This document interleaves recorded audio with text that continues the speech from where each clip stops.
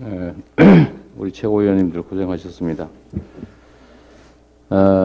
지금 국정감사가 계속 중인데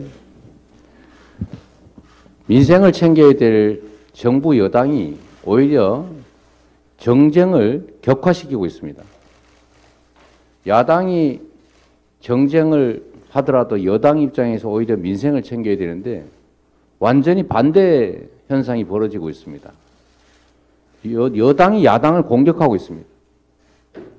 이 국정을 하자는 게 아니라 정쟁을 하자고 나오고 있는 이 정부 여당, 국민이 왜 현 정부에 대한민국을 이끌어갈 권력을 맡겼는지 다시 한번 되돌아보시기 바랍니다. 정치가 왜 존재하는지, 대통령과 국회의원과 이 정치 집단은 대체 왜 고난을 부여받았는지를 진지하게 되새겨 볼 때라는 생각이 듭니다.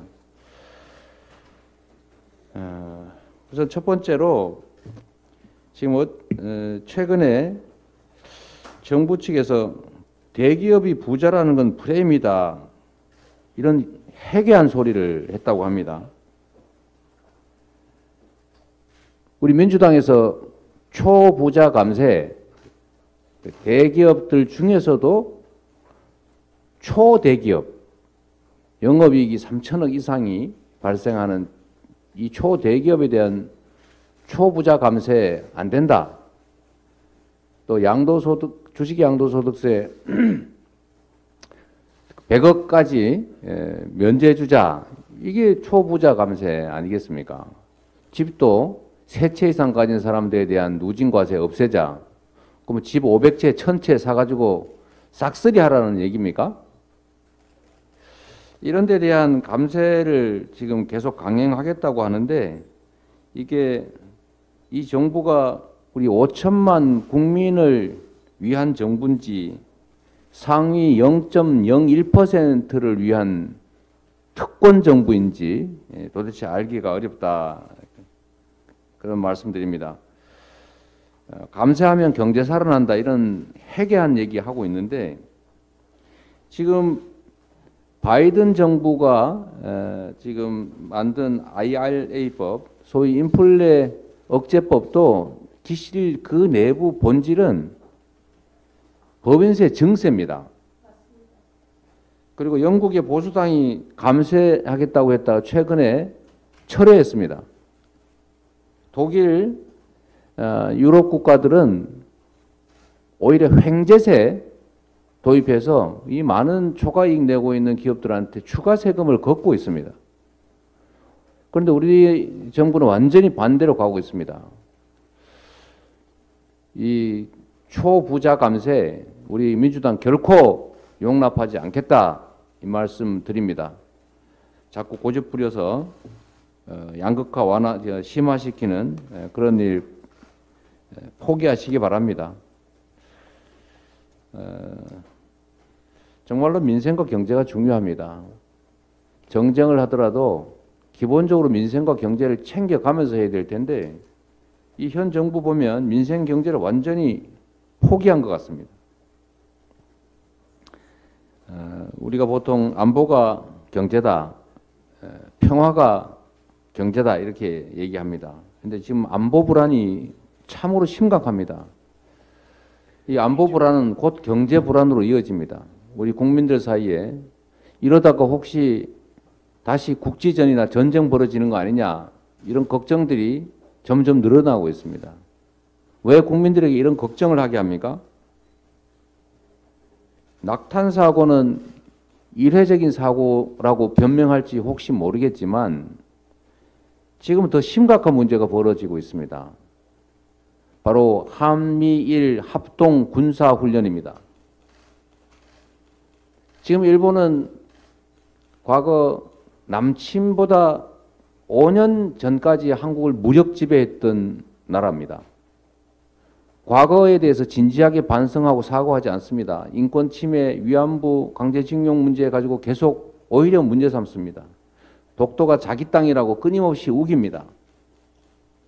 독도를 분쟁 지역화하려고 계속 시도하고 있는데 일본 헌법조차도 자위대는 군대가 아니다.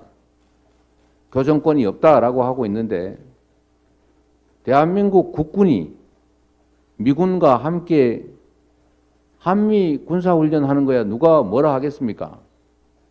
그런데 일본을 끌어들여서 한미일 합동 군사훈련을 하면 일본 군대, 일본 자위대를 정식 군대로 인정하는 것으로 해석될 수 있지 않습니까? 지금 한미일 군사동맹이 초미의 관심사입니다. 우리 국민들은 한미일 군사동맹 원치 않습니다. 그게 이 한반도 정세에 엄청난 위해를 가할 수 있다고 믿기 때문입니다. 그런데 한미일 합동 군사훈련을 하면 이게 결국은 한미일 군사동맹으로 가는 징검다리가 될 수 있다는 것입니다. 한일 관계가 제대로 정립되지도 않은 상태에서 일본의 자위대를 군대로 공식 인정하는 근거가 될 수 있고 일본의 군사대국화, 보통국가화를 떠받쳐 줄 수 있는 한미일 군사 합동훈련에 대해서 우리 정부가 명백하게 사과하고 다시는 이런 한미일 합동군사훈련을 하지 않겠다는 약속하고 한미일 군사동맹에 대해서도 분명한 입장을 반드시 밝혀야 합니다. 저는 이게 윤석열 현 대통령께서 전에 일본 자위대가 유사시에 한반도에 들어올 수도 있지만 이라고 말했던 것이 현실화되는 게 아닌가 하는 걱정이 됩니다. 이거 외교 참사에 이은 국방 참사입니다. 도대체 각 영역에서 이렇게 국정을 엉망으로 흐트러뜨리고 망가뜨려서 대체 어떻게 하겠다는 것입니까? 지금 이 혼란의 와중에 일본을 한반도로 끌어들이자는 것입니까? 일본군을? 그리고 특히 문제는 이게 독도 인근에서 벌어지고 있다는 것입니다. 전에는 정보훈련을 하더라도 또 필요한 경우에는 최소한 제주도 남쪽에서 했습니다. 그런데 왜 하필 독도 근처에 와서 한미일 군사 합동 훈련을 하는 것입니까? 제가 어제 그 문제를 지적한 직후에 오후에 또 군사 훈련을 대놓고 했습니다. 저는 이게 일본의 이익을 위한 대한민국 국방이 대한민국의 군사 안보를 지키는 것이 아니라 일본의 군사 이익을 지켜주는 행위라고 생각이 됩니다. 그야말로 극단적 친일 행위다. 대일 굴욕 외교에 이은 극단적 친일 국방 아니냐라는 생각을 할 수밖에 없습니다. 정말로 심각합니다. 갈수록 이 한반도의 불안정성이 높아지고 있습니다. 지금 한반도의 7차 핵실험이 우려되는 상황에서 계속 강대강 일변도의 대결적인 안보 정책이 시행되고 있습니다. 진정한 국방력은 평화입니다. 평화를 해치는 것이 안보일 수가 없습니다. 어떤 게 한반도의 평화를 지키는 것인지를 진지하게 고민해 봐야 된다는 말씀드립니다. 그 와중에도 제가 좀 몇 가지 챙겨봐야 될 게 있습니다. 지금 감세도 감세지만 지금 농민들 쌀값 문제가 지금 계속 심각한데 전에 우리 민주당이 쌀값 안정을 위해서 자동 격리 제도를 만들자 라고 해서 법안 소위에서 저희가 처리를 했더니 기권하고 나가버린 다음에 이 본 전체 회의에서 통과를 못하게 지금 안건조정회의에 또 회부하는 그런 방해 작전을 국민의힘이 하지 않았습니까? 그리고 전체적으로 전국에다가 쌀값은 국민의힘이 책임지겠습니다. 이런 현수막을 잔뜩 붙여놨어요. 그 쌀값 못 올리게 시장격리, 자동격리 방해한 정당이 현수막은 또 그렇게 붙여놨습니다. 그래서 반드시 이거 처리해야 되는데 지금 전체 안건조정회의는 어떻게 되고 있습니까? 우리 혹시 원내수석 대표님? 네, 농림해양수산위원회에서 안건조정위원회의 위원장을 선출해서 윤준병 의원께서 안건조정위원장을 네, 네. 맡게 되었고요. 그래서 구성은 완료되었고 다음 주 수요일 10월 12일 날 본격적인 법안 심사 안건 조정을 위해서 안건조정위원회가 소집되어 있는 상태입니다. 근데 그러면 여기에 국민의힘 의원들, 안건조정위원들이 참석해서 논의를 할 것인지 하는 것은 아직 숙제입니다. 최대한 신속하게 계속 국민의힘이 발목 잡기로 나오고 있는데 지금 국민들께서 이걸 지켜보고 계시니까요. 우리가 할 수 있는 최선을 다하고 국민들께 보여드려야 될 것 같습니다. 가능하면 전체회의 또 법사위에도 남아있고 넘어야 될 사안이 많지만 이 국민의힘이 국회에서는 발목을 잡아가지고 쌀값 정상화 못하게 해놓고 현수막으로 우리 국민들께는 쌀값은 국민의힘이 책임지겠습니다. 이런 거짓말을 대대적으로 전 국민을 상대로 하고 있는 거 이거 반드시 알려내고 우리 쌀값 안정화 하도록 해야 되겠습니다. 제가 하나만 더 여쭤볼게요.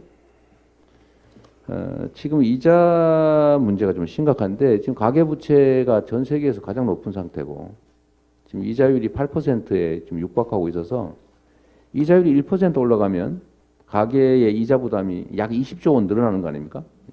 한 1,900조 원 정도 가계 대출이 있으니까요. 이게 지금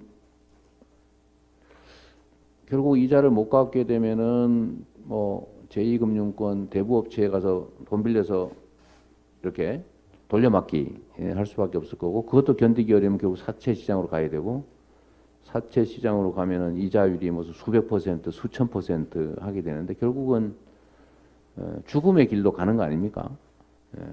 그래서 이 고리를 끊어야 되는데 그래서 제가 그 제안했던 것, 그 이자 제한법을 어긴 경우에는 이자는 못 받게 또 거기 몇 배가 넘어가면은 원금도 못 받게 그래서 이 정말 장기 팔기를 강요하는 이런 초고금리 불법 사채를 막는 법 만들자고 했잖아요. 그 동시에 저희가 이제 서민금융을 좀 확대해가지고 좀 저금리로 갈아탈 수 있게 이렇게 해주자고 하는데 혹시 그 진척 과정은 좀 어떠신가요? 대표님 그 불법 사채 무효법 이렇게 네. 이제 이름 붙이고 있고 또 이자 폭리 방지법 이렇게 이름 붙이고 있는데 이거 정무위 소관 법안들입니다. 네, 네. 정무위원회에 발의되었고 전체회에 상정된 후에 금융소위원회의 축조 심사를 위해서 회부된 상태입니다. 그 외에 신속회생 추진법도 있는데 그것은 네, 법사위 소관 법률인데 그건 발의되어서 역시 법안 심사 제1소위원회에 회부되어 있는 상태입니다. 네. 22대 민생 입법 과제가 있습니다만 그 중에서도 최우선적으로 추진해야 될 7대 최우선 민생 입법 과제를 선정하고 있는데 원내는 이 가계부채 대책 3법을 최우선 과제로 인식하고 있고 네. 정무위원회와 법사위원회도 그렇게 인식하고 추진 중입니다. 네.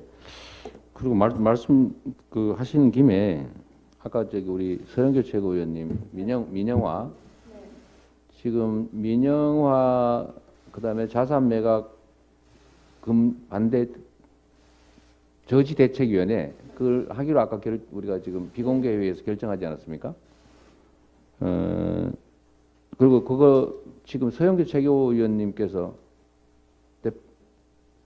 위원장을 맡기로 하셨죠? 근데 이게 민영화가 지금 각 부문에서 실제로 그 시도되고 있는데 이름은 다들 바꿔가지고 다양한 방식으로 자산 매각을 한다든지 지분 매각을 한다든지 뭐 여러 가지 방식들이 있는데 또 민영화 방지와 관련된 법안을 제가 1호 법안으로 좀 냈지 않습니까? 혹시 그거는 어떻게 진행되고 있나요? 지금 국정감사 추진 중이어가지고 본격적인 법안 심사는 이루어지지 않고 있습니다만 감사가 끝나고 나면 본격적으로 법안 심사 소위원회에서 논의가 될 것입니다.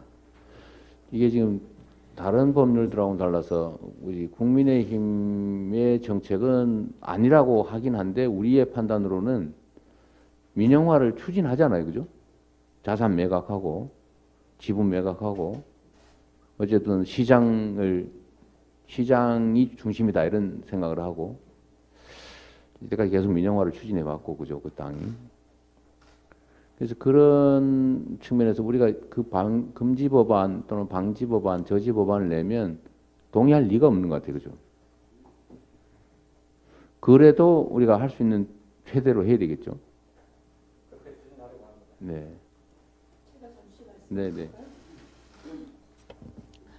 윤석열 대통령이 대통령 후보 시절에 그런 이야기를 합니다. 뭐라고 이야기를 하냐면 네. 공영방송 편향됐다면 민영화가 답 아닌가 생각한다. 이런 내용이 이제 이렇게 보도에 나와 있거든요. 그래서 제가 이제 이런 것처럼 그리고 또 권성동 의원이 MBC 앞에 가서 이제 민영화 논의 진지하게 시작할 때다 이렇게 얘기를 하고요. 그리고 제가 기재회에서 이제 이야기를 하면 국유재산 매각들이 곳곳에서 이루어지고 있는 상황이고요. 네. 공공기관에게 혁신안을 이라 그러면서 내라고 합니다. 그런데 이건 일방적 가이드라인을 매긴 거고요. 말씀하신 그 법으로 국회가 이것을 저지시키기 위해서 법안들이 나와 있고 대표님 법안도 있고요. 이런 법안이 이제 논의되면서 이런 부분들이 진행될 때는 국회의 심의와 승인을 받아라. 이렇게 법안들을 만들어서 가고 네. 있기 때문에 이 법안 통과시키는 작업들을 저희가 해나갈 수 있도록 네. 하겠습니다. 예. 지금 뭐 툭하면 거부권 얘기하고 하던데 그럼에도 불구하고 우리가 할 수 있는 최대로 해나가야 되지 않을까 싶습니다. 그리고 이 어느 단위가 맡을지 모르겠는데 아까 말씀드렸던 대로 저희가 이 안보의 위기가 오고 있다. 그래서 뭔가 정부는 또 여당은 어떤 태도를 보일지 몰라도 우리로서는 또 책임을 져야 되니까 안보 대책 논의기구를 만들어야 되지 않을까 싶어요.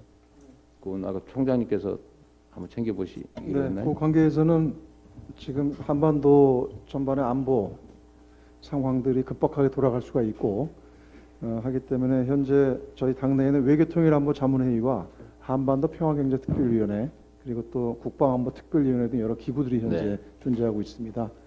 그래서 같이 협의를 해서 조만간에 안보대책회의를 개최할 수 있도록 그렇게 준비하도록 네. 하겠습니다.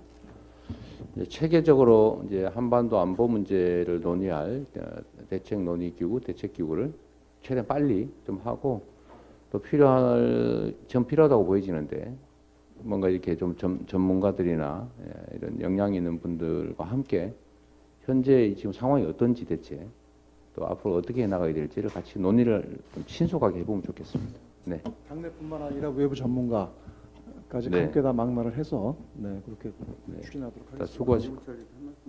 그러시죠. 네, 네.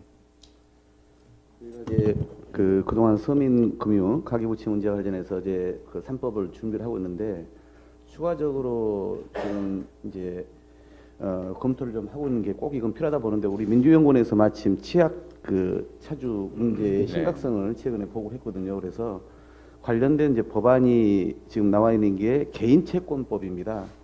근데 이 개인채권법의 핵심은 우리 의원이 낸 게 있고 정부도 뭐 낸다는 얘기가 있는데 지금 강간무소식이거든요. 그래서 우리가 좀 더 속도를 내려고 하는 것이 이제 뭐 100만 명 이상이 될 거라고 예상되는 이 금리 인상으로 인해서 이 차주의 문제 관련해서 그동안은 대출금의 일부만 연체를 해도 연체한 원금 전체에 대해서 연체이자를 물게 되어 있었습니다. 그래서 이건 되게 불합리하다, 과도하다 해서 대출금 일부를 연체하면 연체한 부분에 대해서만 연체이자를 물리는 이 법이 되게 시급하다. 그래서 이 부분은 되게 많은 우리 국민들에게 필요한 법안이라 생각해서 이 부분에 대해서도 같이 좀 속도를 좀 내리려고 합니다. 네. 자, 오늘 회의가 좀 길어졌는데 어쨌든 워낙 상황이 급박하고 혈안들이 많아서 그런데요. 일단 공개회의는 여기까지 하고 다시 또 아까 말씀드린 대로 좀 더 논의를 이어가도록 하겠습니다. 자, 회의를 일단 중단? 정회하고 네, 정의를 하도록 하겠습니다.